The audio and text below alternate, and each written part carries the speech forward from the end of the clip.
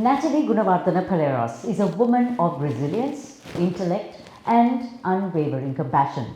A former elite swimmer who represented Sri Lanka and was crowned Miss Sri Lanka for Miss World in 1985, she leveraged her athletic success into academic opportunities, earning degrees in architecture and planning. With all of her achievements in tow, Natalie has had to contend with a personal history of trauma, being sexually abused as a child, but that shaped her lifelong commitment to helping society's most vulnerable. From working with Aboriginal communities to teaching in prisons and aiding the homeless, she has dedicated her life to uplifting those facing systemic barriers.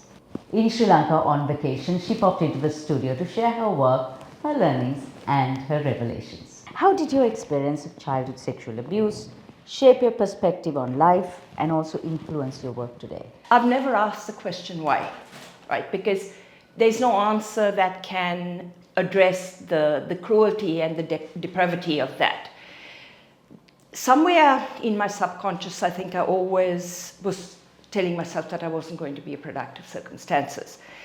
But then the question I did ask myself is, with this lived experience, what can I do? What can I do to help others who have walked that path?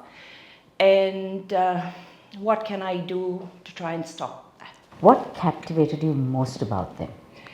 There's a great similarity between the Aboriginal culture and the Sinhalese and Tamil cultures, to do with respect, to do with a lot of things. But I also very much, their attitude towards the land resonated with me, because the land doesn't belong to you. You belong to the land. You're on here and you're gone. So that was something that really struck me, because I am very much a tree hugger and try to walk lightly on the ground. What are the biggest challenges that Aboriginal youth face when it comes to education? How have you helped them overcome those barriers? In Aboriginal culture, the elders, they held knowledge. That was what made them elders, because they didn't have a written language, right? Their language was oral. They have these things called storylines. So as a person grew up, they would have the story told to them, and a little bit more would be added to it all the time. Like they'd have a story about how the magpie that was white became black. But the reason for that is actually telling you about where to start fires, where to get flint. So the British actually figured this out, and they decimated all the elders. So they took away the knowledge. There's nothing written down. So not only did they lose all of that, right? And then the British viewed them as subhuman. They weren't allowed to speak their languages. They were just seen as people who could work as laborers and clean houses. So all that was taken away from them.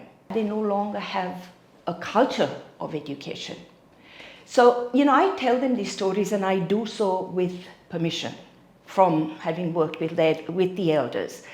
And poverty, just like here, poverty is an enormous issue. So one of the things that I found out, trying to figure out why these young girls that I was working, why are they not going to school? And some things could be as simple as not having money for lunch. So applying for a grant and making sure there was credit at the tuck shop so that they could go to school. Lice on their heads. And other kids saying, yuck, we don't want to be near you, getting their heads cleaned, having their clothes washed. And I also would go into class and sit with kids to do numeracy and literacy with them. Natalie, has anything changed for the Aboriginal community? The Aboriginal population in Australia is about 3.2%. And they haven't had culturally appropriate help. There's a big gap between white Australians and Aboriginal Australians. I don't see it closing at all. I don't think there's been much movement in the last 30 years. But I am seeing young people with potential. And there is hope. One has to have hope. What do young people grapple with? I did Aboriginal studies at university at a postgraduate level. I have sat with elders. I paint, and I've had, been taught by Aboriginal. So I have been given knowledge that is not available to all of them, and the few people who hold knowledge don't have the capacity to pass it on to everybody else. So that there is this stuff out there, but they don't have access to it. And then it's the whole thing of drugs. alcohol, poverty, and the lack of motivation to do that. And we've got a pretty good social security system in the country. You get paid if you don't have a job. So, do they suffer from intergenerational trauma? They absolutely do. And I think that is a term that is not really understood by people. And it's something that I became aware of really when I was pursuing psychology. And it's about the fact that if you have suffered abuse and trauma before you go through puberty, especially as a little child, it changes your genetic composition, because you're always living in this fright, this sense of fear. So your brain is always alert, you're always frightened. And that genetic change, you can actually pass those genes on to your children. So the next generation is born already carrying the trauma within them.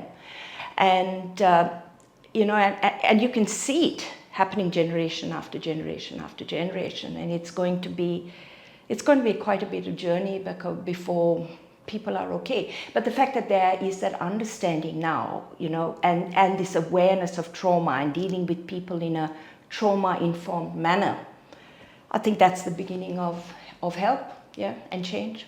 What success stories are there within the Aboriginal communities that can be held up as role models, icons? One of the women that I worked with, I worked in the Justice Department in this program called the General Court Intervention Program, where people they've been caught for doing something bad, right? This person in particular had stabbed someone, but it had happened. She was on meth, but she had come out of a domestic violence situation. This person had approached her. She was asleep.